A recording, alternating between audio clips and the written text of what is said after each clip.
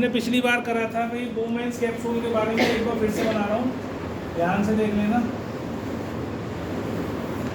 ऐसा बनाया था हमने, तो ये जो है ट्यूब्यूल बनाई थी हमने।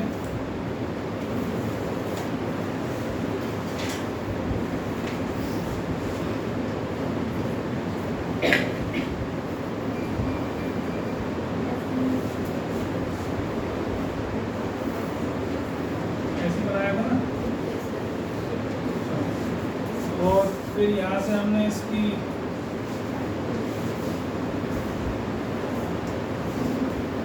ऐसे बना दिया था।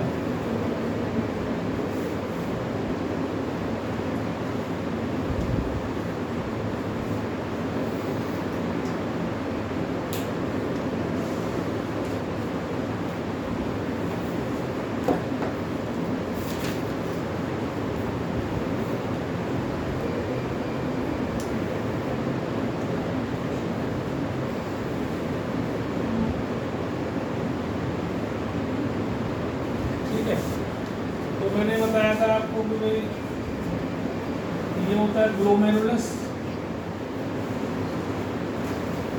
ठीक है, थोड़ा ऊपर लिख दिया मैंने, ग्लोमेरुलस, ठीक है, दिस इज ग्लोमेरुलस। ये एक तरह से आपके ब्लड को छानने के लिए छलनी लगी हुई है, सीव है ये, है ना, यही छानती है। अब यहाँ से डर्टी ब्लड जाता है, डर्टी ब्लड मतलब जिसके अंदर जो सारे शरीर की गंदगी लेके जाता है। इस डर्टी ब्लड के अंदर यूरिया भी होता है, इसके अंदर बहुत सारे टॉक्सिन्स भी होते हैं, है ना, बहुत कुछ होता है इसके अंदर। जो तुम दवाइयाँ खाते हो वो भी होती है इसके अंदर, किडनी के थ्रू ही जाएंगी ना निकल के। किडनी हमारे दवाइयाँ जो हैं, जो केमिकल्स हम यूज़ करते हैं, वो हमारे किडनीज को क्यों ख़राब करती है? मेन कारण हमारी किडनीज का ख़राब होने का ह्यूमन्स की ये केमिकल्स का कंजम्पशन है, ठीक है। केमिकल कंज्यूम करते हैं हम बिना सोचे समझे, तो ये किडनी ही छान के उसको बाहर भेजेंगे ना, तो ये किडनी खराब हो जाती है। ख़ास तौर से एंटीबायोटिक्स और पेन किलर्स, ये दो ऐसी चीज़ें हैं जिनका बहुत सोच समझ के आपको यूज़ करना चाहिए। जितना डॉक्टर बताए केवल उतना यूज़ करना चाहिए, उससे ज़्यादा अपनी मर्जी से जुकाम हो गया, खांसी हो गई, कुछ भी हो, मेडिकल स्टोर से गए एंटीबायोटिक ला के खा ली, गलत, वो नहीं करना है। डॉक्टर के जाओ, डॉक्टर से प्रिस्क्रिप्शन लो, उसके बाद खाओ अगर खानी है तो। और मैं तो कहता हूँ कि खाओ ही मत, बिना खाए अपना आपका शरीर अपना आप ठीक कर देगा। 2 दिन परेशानी रहेगी, 3 दिन परेशानी रहेगी, ठीक हो, ठीक है। तो ये डर्टी ब्लड जाता है यहाँ से, इसको छानते हैं, तो यहाँ से क्या है, फिल्ट्रेट निकलता है। इस यहाँ क्योंकि जो है प्रेशर बढ़ जाता है, तो ये क्या करता है, यहाँ से फिल्ट्रेट निकाल देता है।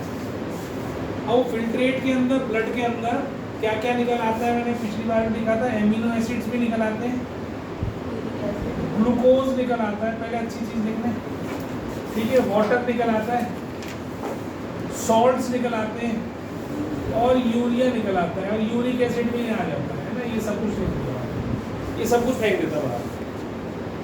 तो मैंने पिछली बार ही बताया था, salt is not very good for human body, बहुत अच्छा नहीं होता, और हम खाते हैं, ठीक है, क्योंकि वो खाना मजबूरी हमारी इसलिए है क्योंकि वो ब्रेन, हमारे जो नर्वस सेल्स हैं नर्वस सिस्टम के, उनको इस सॉल्ट की ज़रूरत होती है, सोडियम की ज़रूरत होती है हमारे। सोडियम अगर हमें नहीं मिलेगा, सॉल्ट में क्या होता है, सोडियम होता है, तो सोडियम अगर हमारे शरीर में कम हो जाता है तो हमारा नर्वस सिस्टम अच्छे से काम करना बंद कर देता है, ठीक है, तो दिक्कत होती है। तो सॉल्ट्स होने चाहिए। तो अब जब ये साफ हो गया, ब्लड निकल गया सारा, फिल्ट्रेट यहाँ से निकला, फिल्ट्रेट इसमें चला गया, ठीक है, तो अब इसमें जो अच्छी चीज़ चली गई, उनको भी फिर दोबारा क्या करता है शरीर, दोबारा से वापस ले लेता है शरीर के अंदर। तो इसके लिए ये जो आर्टरी तुमने देखी थी, ये इसके चारों तरफ लिपट जाती है, ठीक है, इसको कॉइल कर लेती है। उससे क्या होता है, जितना भी जरूरी चीज़ है इसमें दोबारा से वापस चली जाती है, जिसको हम प्रोसेस को क्या बोलते हैं, सेलेक्टिव रीअब्जॉर्प्शन। यहाँ से वापस आर्टरी के अंदर घुस जाती है, तो इसको हम बोलते हैं सेलेक्टिव रीअब्जॉर्प्शन, सेलेक्टिव रीअब्जॉर्प्शन, ठीक है जी। तो ये सेलेक्टिवली रीअब्जॉर्ब कर लेता है, और जो बच जाता है वो यूरिन होता है। उस यूरिन के अंदर यूरिया होता है, यूरिक एसिड होता है, सॉल्ट्स होते हैं, कुछ पानी होता है, ठीक है। और ये भी पूरी तरीके से रीअब्सॉर्ब नहीं हो पाते। एमिनो एसिड और ग्लूकोज भी थोड़ी मात्रा में चले जाते हैं, ठीक है। और भी बहुत सारी चीज़ें निकलती हैं शरीर के अंदर, बहुत सारी चीज़ें हैं जो निकलती हैं। तुम्हारे 10th के लेवल पे बस इतनी मोटी मोटी चीज़ है कि भाई ये चीज़ निकल जाती हैं। और ये ज़रूरी इसलिए है क्योंकि अमीनो एसिड्स हमारा शरीर में, प्रोटीन्स अगर बाहर निकलने लगेंगे तो इसका मतलब किडनी में गड़बड़ होगी। अगर प्रोटीन बाहर निकलते हैं ज़्यादा, एक्सेस अमाउंट में ज़्यादा जाते हैं प्रोटीन्स, तो नुकसान होता है। ग्लूकोज भी जाने लगता है अगर यूरिन के थ्रू ज़्यादा निकलने लगता है। जो सेलेक्टिव रीअब्सॉर्प्शन नहीं हो पाया, अगर ग्लूकोज ज़्यादा मात्रा में निकल रहा है, इसका मतलब आपको डायबिटीज़ हो चुकी है, ठीक है। और डायबिटीज़ में भी यूरिन के अंदर से शुगर निकलना शुरू हो जाती है। तो जिनको डायबिटीज़ होती है उनके यूरिन के ऊपर तुम देखोगे कहीं बाहर तुम यूरिन करो, चींटियाँ चिपक जाती है उसके ऊपर। तो ये सबसे बड़ी पहचान होती है कि उसके यूरिन के अंदर शुगर आ गई है, तो चींटी उसको खाना शुरू कर देती है, ठीक है। तो बाकी रीअब्सॉर्ब हो जाते हैं और जो यूरिन है हमारा वो आ जाता है। तो ये नेफ्रॉन है हमारा। नेफ्रॉन में ये जो पार्ट है हमारा, ये this is called Bowman's capsule, ठीक है। कैप्सूल की तरह का है ऐसा ही। तो बोमेन्स कैप्सूल है और ये ट्यूब्यूल है हमारी। तो दो पार्ट मिलकर नेफ्रॉन बनाते हैं। नेफ्रॉन के दो पार्ट हो गए, बोमेन्स कैप्सूल और ट्यूब्यूल, ठीक है। जिसको हम इसको ट्यूब्यूल को हम बोलते हैं हेनलेज लूप। ये भी शायद एनसीईआरटी में नहीं दे रखा है, दे रखा है लूप ऑफ हेनले, नहीं नाम दे रखा है लूप ऑफ हेनले, नहीं दिया मेरे ख्याल से नहीं दिया, वो बता देते हैं। लूप ऑफ हेनले कहते हैं इसको। चलो तुम याद कर लो, उससे क्या फर्क पड़ रहा है। ट्यूब्यूल है और बोमेन्स कैप्सूल है जो नेफ्रॉन बनाता है। और ऐसे हंड्रेड्स ऑफ नेफ्रॉन्स होते हैं हमारी किडनी के अंदर।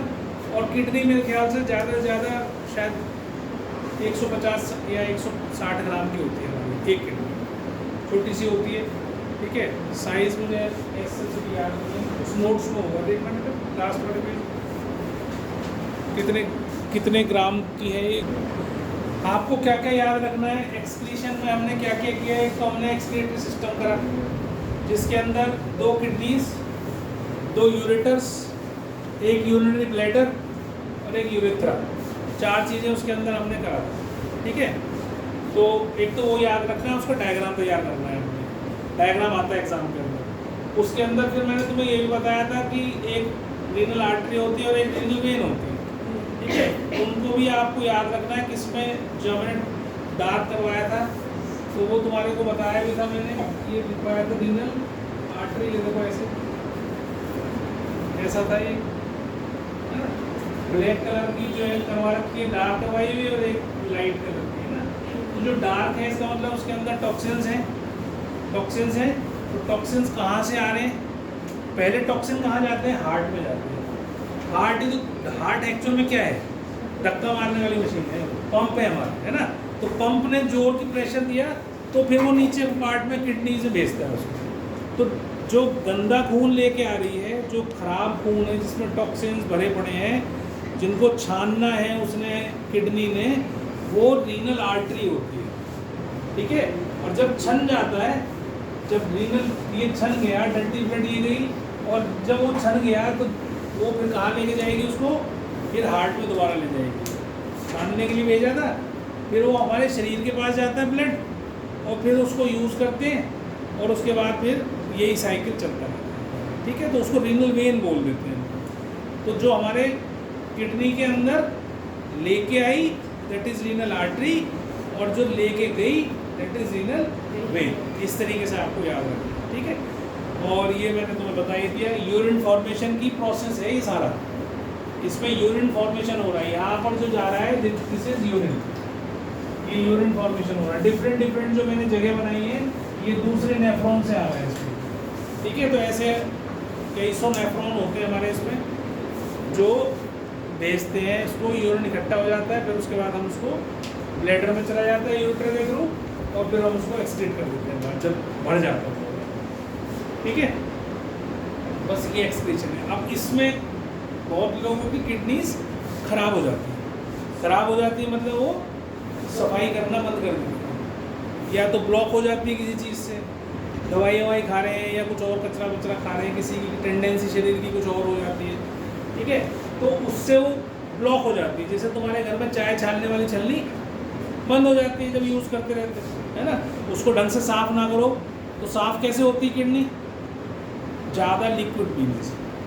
तो पानी पियो खूब, ठीक है। पानी थोड़ा मात्रा में नहीं पीना कि 1 गिलास पी लिया, 2 गिलास, 4 गिलास पी लिया दिन में, उससे कुछ नहीं होगा। उससे वो जो हमारा ब्लड है वो थिक हो जाता है और हमारी किडनीज जो है उसको प्रॉपर फंक्शन नहीं कर पाती है, वो जम जाता है उसके अंदर जाकर। तो आपको उसको साफ़ करना है। साफ़ किससे होगा? पानी पीने से, ठीक है। तो पानी पियो खूब सारा, दिन में कम से कम, जब गर्मियाँ हैं तो 3 लीटर तक पानी पी सकते हो आराम से। 3 लीटर पियो, 3.5 लीटर पियो, खूब पियो। पानी की ज़रूरत नहीं है, लिक्विड पीना है। जूस पी लो, ठीक है, पानी पी लो, इसके अलावा छाछ पी लो, जो पतला करके पीना, गाढ़ी चीज़ नहीं। लस्सी नहीं पीनी। कभी वो शाम स्वीट्स पे गए, लस्सी गिलास पी के आ गए, वो उसका कोई फ़ायदा नहीं, ठीक है।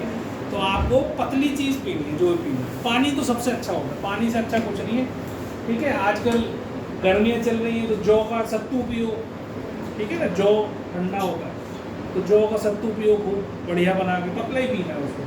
बस 1 चम्मच डालो, 2 चम्मच डालो, 1.5 चम्मच, और उसको डाल के नमक वमक डाल के जैसे ही बनाते हो नींबू डाल के पी जाओ। तो मीठा डालना है, मीठा पी जाओ, ठीक है। लेकिन लिक्विड पीना है, जब ये वो शरीर की छलनी साफ होगी। अब जैसे नाली चौक हो जाती है तो नाली चौक को कैसे बोलते हो? पानी डालते हो खूब सारा, प्रेशर से पानी डलेगा। जब ज़्यादा पानी जाएगा, जब ब्लड के अंदर पानी ज़्यादा हो जाएगा तो किडनी भी उसको फिल्टर करेगी, तो जो कचरा चौक जब हो रहा होगा वहाँ पे वो निकल जाएगा। लेकिन अगर ये पुराना हो जाता है, जैसे पुराना हो गया, तुमने आज अगर मान लो किसी को पता चला भाई तेरी किडनी खराब होने लगी, अब वो पानी पिया हो उसको, तो फिर बिल्कुल ही ख़त्म हो जाएगी। तो इसलिए ये एक कंटिन्यूस प्रैक्टिस है सारे जीवन की। अब तुम छोटे बच्चे हो तो इसलिए अभी से ध्यान रखो कि हमें खूब सारा पानी पीना है। पानी अगर नहीं पियोगे तो फिर धीरे धीरे धीरे धीरे धीरे धीरे धीरे ये आपकी किडनीज डैमेज होती जाएंगी और अल्टीमेटली एक टाइम पे आके आपको जवाब दे देंगी। और इसका बहुत गंदा काम है, मतलब ख़राब हो गई उसके बाद हमें एक प्रोसेस होता है जिसको हम बोलते हैं डायलिसिस। ये डायलिसिस प्रोसेस एक तो बहुत ख़राब है। ख़राब मीन्स कि आपके ब्लड का सारा, शरीर का सारा ब्लड निकालते हैं, फिर उसको एक पर्टिकुलर मेम्ब्रेन होती है, मशीन होती है, उसमें लगा हुआ था मेम्ब्रेन, उससे छानते हैं और फिर तुम्हारे शरीर में फिर दोबारा से अंदर डालते हैं। तो ये एक तो लंबा प्रोसेस है, कई घंटे का, सारा शरीर में से ब्लड निकलेगा और जैसे जैसे ख़राब होती जाएगी इसकी फ्रीक्वेंसी भी बढ़ती जाती है और महंगा प्रोसीजर है। मतलब कम से कम एक बार डायलिसिस कराने के किसी अच्छी जगह अगर कराओगे तो मेरे ख्याल से 8 से 10 हज़ार रुपये एक बार के डायलिसिस के लग जाते हैं। अगर बहुत लोगों को जब बिल्कुल डायलिसिस ख़राब हो जाती है किडनी, क्योंकि हमारे देश के अंदर किडनी ट्रांसप्लांट की सुविधा आसानी से नहीं मिलती है, ठीक है, क्योंकि हमारे देश में किडनी किसी को डोनेट करना ये क्राइम है। हम किसी को डोनेट ऐसे ही नहीं कर सकते। हम केवल किडनी ले सकते हैं अपने किसी रिश्तेदार, रिलेटिव से। इसके अलावा हम किसी से किडनी नहीं ले सकते। मेरा मन करे कि मैं किसी इसको फलाने किसी दूसरे आदमी को दे दूँ, नहीं दे सकते, ठीक है। तो इसलिए यहाँ पर उसका भी सर्किट चलता है पूरा क्योंकि किडनी बेची जाती है। ऐसा नहीं है कि नहीं करवाते ट्रांसप्लांट लोग, तो चोरी छिपे करवाते हैं, किसी गरीब आदमी से पैसे दे के उससे किडनी ले लेते हैं, ठीक है। लेकिन क्या किडनी ट्रांसप्लांट इसका सॉल्यूशन हो गया? किडनी ट्रांसप्लांट इसका सॉल्यूशन नहीं है। क्यों? किडनी ट्रांसप्लांट कोई भी ऑर्गन आपके शरीर में अगर दूसरा किसी बॉडी से डाला जाता है तो आपकी बॉडी उसको एक्सेप्ट नहीं करती, आपकी बॉडी उसको एक्सेप्ट नहीं करेगी। तो क्या करती है बॉडी? उसको मारने की कोशिश करती है। अब डॉक्टर क्या करता है? आपको ऐसी दवाइयाँ देता है कि आपके शरीर की इम्यून सिस्टम कम हो जाए, बहुत इतना कम हो जाए कि वो उसे मारना, कमज़ोर कर देता है उस इम्यूनिटी। अब उससे नुकसान ये होता है कि मान लो कोई वायरस आया तगड़ा सा, है ना, जैसे कोरोना आया था और दोबारा से आ रहा है ना। तो मान लो कोरोना आया तो उस टाइम पर आपकी इम्यूनिटी आप बढ़ा नहीं सकते, तो किडनी खराब हो जाएगी। और कोरोना से बचने के लिए आपको इम्यून सिस्टम स्ट्रॉन्ग चाहिए, तो वायरस अटैक करेगा आपके ऊपर। तो इसीलिए जिस टाइम कोरोना हुआ था, जिन लोगों की किडनीज खराब थी या जिन लोगों की किडनीज ट्रांसप्लांट की हुई थी, सबसे ज़्यादा लोगों की डेथ उन्हीं की। हार्ट ट्रांसप्लांट कर देते हैं आजकल, डॉक्टर्स कुछ भी कर देते हैं, हार्ट भी ट्रांसप्लांट हो रहे हैं आजकल, किडनी भी ट्रांसप्लांट हो रहे हैं, लेकिन वो ज़िंदगी जो है वो बहुत ख़राब होती है। फिर आगे दवाइयों पे ही रहते हो, महीने का 50,000 40,000 रुपये खर्चा आपका रेगुलर बना रहेगा जब तक आप जिंदा रहोगे। आप सोचो 40,000 रुपये 50,000 रुपये अगर आपके हर महीने की दवाई खाते रहोगे तो क्या स्थिति में आ जाओगे? घर भर सब बिक जाएगा, जब तक बहुत अमीर आदमी नहीं है, मिडिल क्लास फैमिली वाले बहुत परेशान होते हैं इससे। तो इसलिए ट्रांसप्लांट इसका कोई वो नहीं है। इसके अलावा भी और भी कई सारी चीज़ें हैं जो मैं तुमसे अभी बताता हूँ। इलेक्ट्रोस्टैटिक पोटेंशियल होता है कि एक यहाँ पर चार्ज है, पॉजिटिव चार्ज लिया मैंने, उस पॉजिटिव कोई भी चार्ज हो उसके चारों तरफ एक फील्ड होती है जिसको उसकी इलेक्ट्रिक फील्ड बोलते हैं, है ना। कोई भी चार्ज हो तो उसके आसपास उसका प्रभाव तो रहेगा ना कोई। फील्ड क्या होती है? जैसे मैग्नेट रखी तुमने, तो मैग्नेट का एक मैग्नेटिक फील्ड है, उसके चारों तरफ अगर तुम उसके एरिया में अगर आप मैग्नेटिक निडल लेके जाओगे तो आपको मैग्नेटिक निडल हिलती हुई दिखेगी, डिफ्लेक्ट होगी वहाँ से, है ना। यही तो होता है। मैग्नेटिक निडल देखी है तुम लोगों ने? नहीं देखी? ऐसी होती है, वो एक छोटा सा कांच का टुकड़ा सा होता है, उसमें ऐसा एरो लगा है। ये उसमें अपने उसमें देखी होगी लैब में, नहीं देखी तो मैम से कहना ही ये आप हमें मैग्नेटिक निडल दिखाओ, वो मैडम दिखा देगी। छोटी सी होती है, इतनी छोटी डिब्बी सी होती है। अब उसको जब भी मैग्नेटिक फील्ड के अंदर लेके जाओगे इट स्टार्ट्स टू रिफ्लेक्ट, ठीक है। तो जब मैग्नेट की फील्ड से बाहर ले जाओगे तो फिर वो नहीं हिलेगी, फिर वो वैसी की वैसी रहेगी जैसी।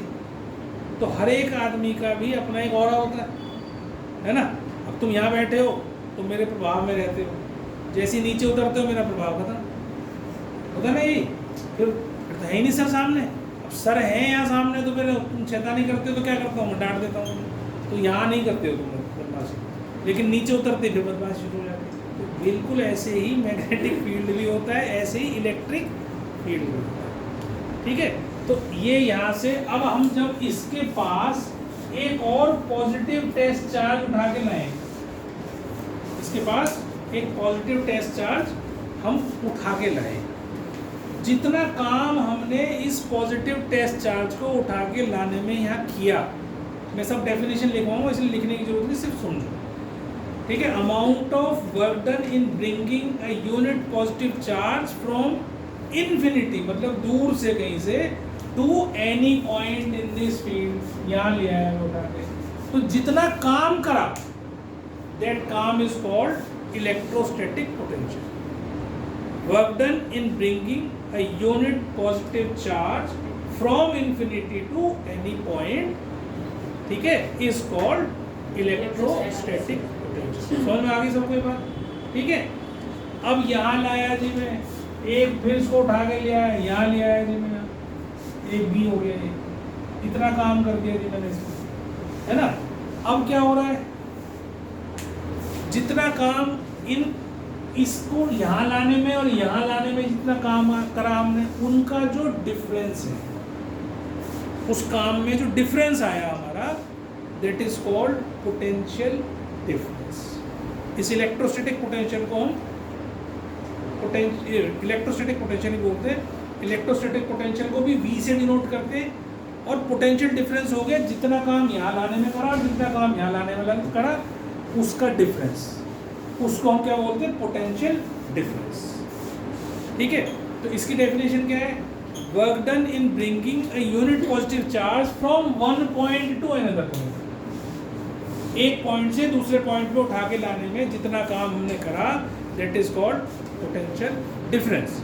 Work done in bringing a unit positive charge from one point two another point, that is called potential difference. ये डेफिनेशंस याद करनी है आपने, सारी की सारी काम आएंगी, सारी एग्जाम में आती है एक एक नंबर, ठीक है। तो जितना काम हमने करा, अब इसको डिनोट किससे कर रहे हैं? पोटेंशियल डिफरेंस, इसको बोलते हैं पोटेंशियल। अभी सब लिखवाऊंगा मैं, अभी आज नहीं लिखवा रहा हूँ क्योंकि कई सारे बच्चे एब्सेंट हैं, तो इसलिए आज नहीं लिखवा रहा हूँ, आज सिर्फ समझा रहा हूँ तुम्हें से। तो पोटेंशियल डिफरेंस को भी V से ही डिनोट करते हैं, ठीक है। तो वो क्या हो गया? WA माइनस WB, ठीक है। बन आ गई बात है, मतलब वर्क डन में डिफरेंस इतना होगा, ठीक। अच्छा, अब V वैसे क्या होता है, V होता है W/Q, क्योंकि चार्ज को ला रहे हो उठा के। अब ये 1 कूलम चार्ज को उठा के लाए, तो 1 कूलम चार्ज का मतलब होता है कोई भी चार्ज को हम यूनिट जो होती है ना, जैसे डिस्टेंस की यूनिट मीटर होती है, SI यूनिट, ऐसे ही जो तुम्हारा वेट होता है, किसी चीज़ का मास होता है, उसकी kg होती है, ऐसे ही किसी भी चार्ज की SI यूनिट क्या कहलाती है, कूलम कहलाती है। ठीक है, COULOMB। अब ये भी एक साइंटिस्ट था जिसने अपने नाम पर ये यूनिट रखी थी। जितनी भी इलेक्ट्रिसिटी की यूनिट है ना, वो सब साइंटिस्ट के नाम पे। जैसे करंट की यूनिट होती है एम्पियर, ठीक है, करंट की यूनिट क्या होती है, एम्पियर। ये भी एक साइंटिस्ट था, ये भी एक साइंटिस्ट था, कूलम में, ठीक है। इन्होंने अपने अपने नाम पे रखवा दिया। एक लॉ पढ़ेंगे हम, Ohm's law, OHMS, Ohm's law, वो भी एक साइंटिस्ट था, उसने अपने नाम पे लॉ लगा दिया, तो ताकि तुम भूलो ही ना उन्हें कभी जिंदगी में, है ना। तो ऐसे ही तुमने उसमें पढ़े होंगे पहले भी, केमिस्ट्री में बहुत सारी चीज़ पढ़ते थे ना, ये वाला एक्सपेरिमेंट, ये वाला एक्सपेरिमेंट, थॉमसन एक्सपेरिमेंट पढ़ा ना, वो थॉमसन में रदरफोर्ड था। तो ये सारे एक्सपेरिमेंट उन्होंने अपने नाम पे रखवा रखी है, और यूनिट्स रखवा रखी है। एम्पियर की रखवा रखी है, एम्पियर साइंटिस्ट था। कूलम की रखवा रखी, कूलम साइंटिस्ट था। ऐसी बहुत सारी चीज़ों की रखवा रखी है उन्होंने अपने नाम पे रखवा रखी है, ठीक है। एक टेस्ला था, मैग्नेटिक फील्ड की यूनिट जो है वो टेस्ला है, उसने अपने नाम से रखवा रखी, भैया मैंने ढूंढी थी तो इसलिए मेरा नाम पे याद रखो, टेस्ला लग गया। तो तुम टेस्ला करते हो, न्यूटन है ना, फोर्स की यूनिट न्यूटन होती, न्यूटन था। तो ऐसे बहुत सारे, हाँ वो भी पास्कल था, वो भी उसकी भी यूनिट है। तो वो सारे साइंटिस्ट हैं जिन्होंने अपने नाम पे। V क्या होता है, what is V, work done per unit charge. जो हम यहाँ से चार्ज उठा के लाए थे वो 1 कूलम चार्ज, ठीक है। तो इसलिए मैंने WA/W लिखा अपॉन 1, 1 कूलम चार्ज था हमारा। तो ये जितना, अब फॉर्मूला क्या बनता है, W/Q। अगर मैं 2 कूलम चार्ज लाता तो फिर जितना काम करा होता मैंने, तो वो डिवाइडेड बाई जितना, मान लो 2 कूलम लाया तो अपॉन 2 करता, 3 कूलम उठा के लाया तो 3 से डिवाइड करता। तो V क्या हो गया हमारा, W/Q। W is work done, Q is charge. तो ये हो गया वर्क डन और ये हो गया चार्ज, ठीक है। तो ये आपको ध्यान रखना। अब इसकी वर्क डन की यूनिट क्या होती है, जो यूनिट एनर्जी की होती है वही वर्क डन की यूनिट होती है। भाई एनर्जी किस में कन्वर्ट होती है, मान लो ये नीचे गिरा दिया मैंने, अब मैंने इसको उठाया, उठा के मैंने इसको यहाँ रख दिया, तो मैंने जितना काम किया नीचे से उठा के लाने में, वो इसमें पोटेंशियल एनर्जी की फॉर्म में स्टोर हो गया। ये होता है ना एनर्जी का कंजर्वेशन ऑफ, वो क्या है energy, law of conservation of energy क्या है,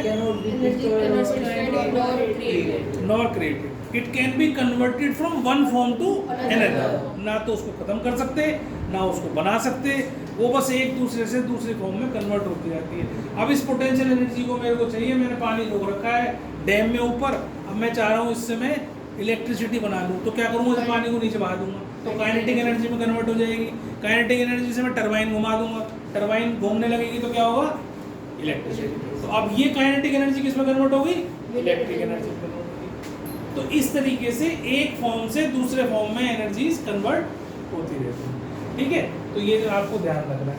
तो अब ये फॉर्मूला हो गया ये। अब इसकी यूनिट होती है जूल, जूल जूल, ठीक है, बड़ी यूनिट को नहीं लेते, ऐसा यूनिट की बात करें।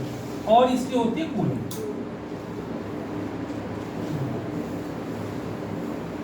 ठीक है। तो ये आपको याद रखना। और ये इसकी यूनिट क्या होती है, वोल्ट। तुमने देखा ना, इतने वोल्ट का झटका लगा, इतने वोल्ट मारी है हमारे घर में। तो जो बाहर से हमारे घर में इलेक्ट्रिसिटी आती है वो इस पोटेंशियल डिफरेंस की वजह से ही आती है। आप हमेशा ध्यान रखना, जब तक पोटेंशियल डिफरेंस नहीं होगा, जब तक चार्ज का फ्लो नहीं होगा। जैसे पानी का फ्लो कब होता है, आपके कमरे में मान लो जैसे घर की छत है हमारी, घर की छत पर बारिश का पानी गिरता है, रेन वाटर आता है। उस रेन वाटर को हम रेन वाटर पाइप तक कैसे पहुंचाते हैं, जब हम एक तरफ उसका ढाल ऐसा बनाते हैं कि वो सारा पानी इकट्ठा होके और कम हाइट वाली जगह पर चला जाता है। भाई ये इस तरीके से है ना, हमें इसको यहाँ पहुँचाना है पानी को, और पानी ये सारी छत ये है, तो मैं कैसे करूँगा इस छत को? ऐसे बना दूँगा। तो ऐसे बनाऊंगा ताकि पानी सारा, अब ये क्या हुआ, ये हाइट कम हो गई, ये हाइट ज़्यादा हो गई, तो जब हाइट का डिफरेंस आया तो पानी उधर को भागा। इसी तरीके से जब तक एक पोटेंशियल ज़्यादा, एक हिस्से का पोटेंशियल ज़्यादा हो और एक का कम हो, तो हाई पोटेंशियल से लो पोटेंशियल की तरफ फ्लो होता है, ठीक है। तो आपका ये पोटेंशियल डिफरेंस इसीलिए बोला गया है, पोटेंशियल डिफरेंस अगर नहीं होगा, जीरो पोटेंशियल डिफरेंस है, तो इलेक्ट्रिसिटी या current can not pass, flow नहीं कर सकता, इट कैन नॉट फ्लो। वो फ्लो जब ही करेगा जब इसमें पोटेंशियल डिफरेंस होगा, चाहे 1 वोल्ट का हो चाहे आधी वोल्ट का हो, तो डिफरेंस, तो करंट पास होगा। और जितना ज़्यादा डिफरेंस होगा उतना ज़्यादा करंट आपके घर में आएगा। अब सेल में होता है, उसमें थोड़ा होता है, तो तुम्हें करंट महसूस नहीं होता उसका, लेकिन जब तुम इस वाले तार में हाथ लगाते हो जो हमारे घर में आ रही है, तो इस टाइम हमारे घर में जैसे सपोज करो 220 वोल्ट पे आ रही है, या 215 वोल्ट पे आ रही है, या 240 वोल्ट पे आ रही है, जो भी आ रही है बाहर से, तो बहुत ज़्यादा है, ठीक है। वो डिफरेंस है, वो दैट इज डिफरेंस, तो वो तुम्हारे को झटका मारता है जो होती है।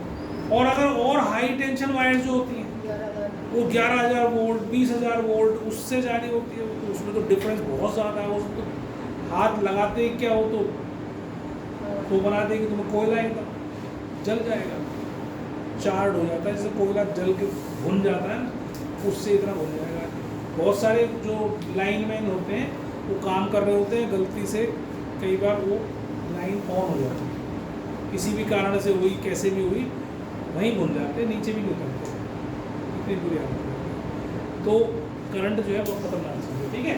तो ये वोल्ट इसकी हो गई unit, W work done, Q charge, ठीक है। तो 1 वोल्ट कितना हो गया, what is 1 volt, 1 joule upon 1 coulomb, ठीक है। जितना काम हमने 1 कूलम चार्ज को, अगर हमने 1 कूलम चार्ज को ट्रांसफर करने में 1 जूल वर्क किया, तो उसको हम बोलेंगे 1 वोल्ट। बात समझ आ गई? 1 कूलम चार्ज, भी डेफिनेशन लिखवा दूँ तो और क्लियर हो जाएगा। 1 कूलम चार्ज को हमने 1 जूल वहाँ काम किया in bringing 1 coulomb charge from 1 point two another point, तो उसको हम बोलते हैं 1 वोल्ट, ठीक है। अब ये वोल्ट कैसे मेजर होता है, how we can measure this volt, तो इसके लिए एक मीटर होता है, ये भी स्कूल में देख लेना, आपको मिल जाएगा, इसको हम वोल्ट मीटर बोलते हैं, this is called volt meter. ये मेजर करने के लिए वोल्ट मीटर होता है, इलेक्ट्रिक करंट मेजर करने के लिए एम मीटर होता है या गैल्वेनोमीटर, ठीक है। तो ये वोल्ट मीटर होता है हमारे पास, ये इस वोल्ट को मेजर करके देता है, हमें बता देता है कि इतना डिफरेंस, पोटेंशियल डिफरेंस आपका है, ठीक, पोटेंशियल वोल्ट बता देता। अब ये वोल्ट मीटर को हम सर्किट के अंदर लगाते कैसे, मेजर करने के लिए हमें उसे लगाना पड़ेगा उस सर्किट के अंदर, तो हम उसको लगाते कैसे, तो ये वोल्ट मीटर हमेशा पैरेलल में लगाया जाता है ना। अभी समझाता हूँ पैरेलल और सीरीज क्या होती है, इसको समझ लेना, ये कल लिखाऊंगा सब कुछ, चिंता ना करना, लिखने की कोई जरूरत नहीं है इसकी, ठीक है। आज तो सिर्फ इसका मैं इंट्रोडक्शन दे रहा हूँ। देखो मान लो ये कोई कंडक्टर है ना, एक और कंडक्टर है, कंडक्टर मतलब जिसमें से करंट पास हो जाए, ठीक है। इधर देखो, तो ये कंडक्टर है, ये कंडक्टर है, ठीक। अब ये दोनों कंडक्टर हमने कैसे कर रखा है, तुम देखते हो ना ह्यूमन चेन बनाते हैं, तो ह्यूमन चेन कैसे बनती है, हाथ में हाथ पकड़ते हैं, गलती आती लंबी आगे, दैट इज ह्यूमन चेन। तो हम सीरीज में होते हैं, अगर मान लो मैंने एक हाथ पकड़ रखा, 100 आदमियों को पकड़ा रखा है, और मैं यहाँ से इसमें तार पकड़ कर उसे पकड़ लूँ, तो तुम्हें क्या लगता है क्या होगा, सबको करंट लगेगा और झटका लगेगा तगड़े वाला, क्योंकि करंट पास एक से दूसरे में, तो सब चिपक जाएंगे उससे। लेकिन अगर हम छोड़ा देंगे तो एक को छुड़ा देंगे तो सारे छुड़ जाएंगे, करंट ब्रेक हो गया। तो इसको बोलते हैं सीरीज, एंड टू एंड। इसका एंड जोड़ यहाँ लगा दिया मैंने इसमें, तो ये सीरीज में आ गया। और एक होता है पैरेलल कॉम्बिनेशन, ठीक है। सीरीज में जो करंट यहाँ जाएगा वही करंट यहाँ जाएगा, सीरीज में करंट सेम होता है। इसको करंट को ना ऐसे याद रखना कि करंट हमारा पानी के जैसा है, जैसे पानी फ्लो करता है ना, ऐसे करंट फ्लो करता है, समझे। अब मान लो सपोज करो आपने, आपकी नाली है, ठीक। अब यहाँ पर एक आपने रेजिस्टेंस रखा हुआ है कुछ भी, और एक आपने यहाँ रखा है, ठीक। अभी रेजिस्टेंस समझाऊंगा बाद में, तुमने समझ लो यहाँ कुछ पत्थर डाल रखे हैं, कुछ पत्थर यहाँ डाल रखे हैं, ऐसा समझ लो। और आपने इसमें से यहाँ से 100 लीटर पानी इसमें फ्लो करा दिया, 100 लीटर फ्लो करा दिया। अब वो 100 लीटर पानी यहाँ भी जाएगा और वही पानी यहाँ भी जाएगा। ऐसा तो है नहीं कि ये पानी को पकड़ कर रख लेगा, भाई रुकावट ही तो करेगा चलने में, थोड़ा टाइम लगा देगा। तुमने मान लो ये पत्थर डाल दिए बहुत सारे, ये डाल दिए बहुत सारे पत्थर इसके फ्लो में, तो क्या होगा, थोड़ा रुक के जाएगा, लेकिन पहुंचेगा तो 100 का 100 लीटर ना दूसरे के पास भी, थोड़ा टाइम लगा देगा। और ये बहेगा कब, पानी कब बहेगा, जब इसमें हाइट का डिफरेंस होगा, जब पोटेंशियल डिफरेंस होगा तो करंट बहेगा। ऐसे मैंने कहा था कि पानी कब चलेगा, जब उसमें हाइट का डिफरेंस होगा। तो डिफरेंस होना चाहिए, यहाँ से यूँ जाना चाहिए, तो 100 का 100 लीटर यहाँ जाएगा, 100 का 100 लीटर यहाँ जाएगा।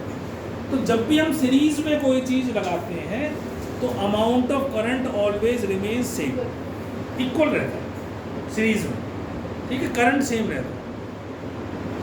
अब इसको जब पैरेलल में लगाते हैं, ये पैरेलल में करंट बट जाता है। अब आपने नाली ऐसी बना दी, इसे समझो नाली ऐसी समझो, ये पानी डाला तुमने यहाँ, अब यहाँ भी जाने का तरीका रास्ता है और इधर भी जाने का रास्ता है। मान लो एक भीड़ है, मान लो भीड़ में लोग बाहर जा रहे हैं, भीड़ हो गई बहुत ज़्यादा, तो पुलिस क्या करती है, दूसरा रास्ता खोल देती है। तो कुछ लोग उधर चले जाते हैं, कुछ लोग दूसरे चले जाते हैं, तो भीड़ कम हो जाती है, ऐसे होता है ना। तो बिल्कुल सेम तरीके से ये होता है, पानी इधर भी जाएगा, पानी इधर भी जाएगा, करंट इधर भी जाएगा, करंट इधर भी जाएगा, लेकिन कहाँ ज़्यादा जाएगा, कहाँ कम जाएगा। जहाँ रेजिस्टेंस ज़्यादा होगा वहाँ करंट कम जाएगा। अब मान लो ये नाली होती है यहाँ पर, और मैंने यहाँ पानी बहुत सारे पत्थर डाल दिए, ढेर सारे पत्थर डाल दिए, और यहाँ पर मैंने 2-3 पत्थर डाले, रेजिस्टेंस यहाँ भी है, रेजिस्टेंस वहाँ भी है, मैंने यहाँ ज़्यादा डाल दिए, यहाँ कम डाले, तो पानी की अप्रोच क्या होगी, वो कम जाएगा। जिधर कम रेजिस्टेंस होगा वहाँ जाएगा। तुम भी ऐसे जाओगे, सही जाओगे, तुम्हें दिखेगी भी इस रास्ते पे भीड़ ज़्यादा है, इस पे नहीं जाते। अब तुम्हारा जो जीपीएस सिस्टम है वो क्या करता है, शॉर्टेस्ट रूट नहीं दिखाता, वो बहुत जगह ऐसा होता है जहाँ ट्रैफिक कम हो वहाँ से पास कराता। तो वो भी तो यही कर रहा है कि जहाँ ट्रैफिक कम है, तुम कम समय लगे, तुम्हें ट्रैफिक कम है वहाँ से भेज देता तुम्हें। अब तुम गलती से जीपीएस सिस्टम लॉस्ट हो गया बीच में, अब तुम घुस गए उसमें दूसरे वाले में, तो वहाँ टाइम ज़्यादा लगेगा, तो वहाँ तो रुकावट ज़्यादा है। पर आदमी जाता वहीं है जहाँ से, या करंट वहीं से जाएगा जहाँ पर रेजिस्टेंस कम होगा। यहाँ का रेजिस्टेंस ज़्यादा है, यहाँ का कम है, तो करंट इधर से ज़्यादा फ्लो करेगा, फ्लो तो वहाँ से भी करेगा क्योंकि इंसुलेटर नहीं है, जाएगा तो वहाँ से भी, लेकिन कम मात्रा में जाएगा, ठीक है। पानी से अगर इसको कंपेयर करो, 100 लीटर भेजा, मान लो यहाँ बहुत ज़्यादा रेजिस्टेंस है, तो इसका मतलब यहाँ से मान लो 20 लीटर पानी, यहाँ से क्या 80 लीटर यहाँ से जाएगा जरूर, ये पक्की बात। तो इसको रेजिस्टेंस को भी मैं समझाऊंगा, और तुम्हें ये समझ में आ गया ना। अब इसको पैरेलल में लगाना, इसको बोलते हैं जब करंट जाकर बट जाए, जब करंट बट जाए, एक जगह जाए और ऐसे, अब 2 जगह बटे, 3 जगह बटे, 4 जगह बटे, ये पता नहीं मुझे, ठीक है। अब इसको लास्ट को समझ लो, उसके बाद चलिए इसको हम ऐसे लगाते हैं बोर्ड में। तो किसी भी रेजिस्टेंस का अगर हमें ये पता लगाना है कि इसमें कितना पोटेंशियल डिफरेंस आ रहा है। अब हमारे घर में डिफरेंट अप्लायंसेस लगे हुए हैं, एसी लगा हुआ है, पंखा लगा हुआ है, एग्जॉस्ट लगा हुआ है, ट्यूबलाइट लगी हुई है। मैं ये देखना चाहता हूँ कि मेरे एसी में कितना इस टाइम वोल्ट आ रहा है, पोटेंशियल डिफरेंस कितना है, वोल्ट कितनी है इसके अंदर। तो मैं क्या करूँगा, ऐसा वोल्ट मीटर लाऊंगा और इसके पैरेलल में इसको लगा दूँगा 2 एंड पे, एक एंड इधर से और एक एंड इधर से, है ना। जहाँ जो सिस्टम होगा एक जाने का और एक आने का, तो दोनों पे लगा दूँगा इस पैरेलल में। तो पैरेलल लगाऊंगा तो मेरे को इसका वोल्ट मीटर बता देगा कि इस एसी के अंदर कितना वोल्टेज इस टाइम आ रही है। तो volt meter is always connected in parallel to any appliance. कोई भी अप्लायंस है, कोई भी रेजिस्टेंस है। अब ये रेजिस्टेंसेस क्या है, ये घर में लगे हुए अप्लायंसेस हैं, फ्रिज लगा हुआ है, टीवी लगा हुआ है।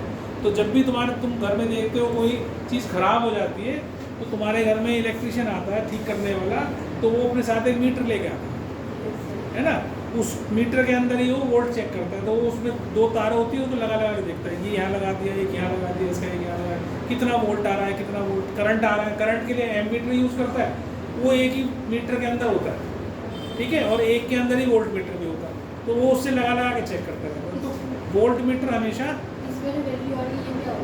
यही है, ये तो स्टेबलाइजर बता रहा है क्या बता रहा है, कितनी वोल्ट आ रही है, ठीक है। ये इसमें जो लगाया हुआ है हमने, ये इसलिए होता है कि भाई अगर कम भी आ रही पीछे से तो स्टेप अप कर देगा। नॉर्मल तो नहीं कर सकता, अगर बहुत कम आ रही है तो फिर कमी आएगी, लेकिन फिर भी कोशिश करता है कि इसको अपने टाइम जगह पर चलाते रहे, जितनी इसको चाहिए उतनी देने की कोशिश करता है, ठीक है। तो volt meter is always connected in parallel. बस चलो आज तक।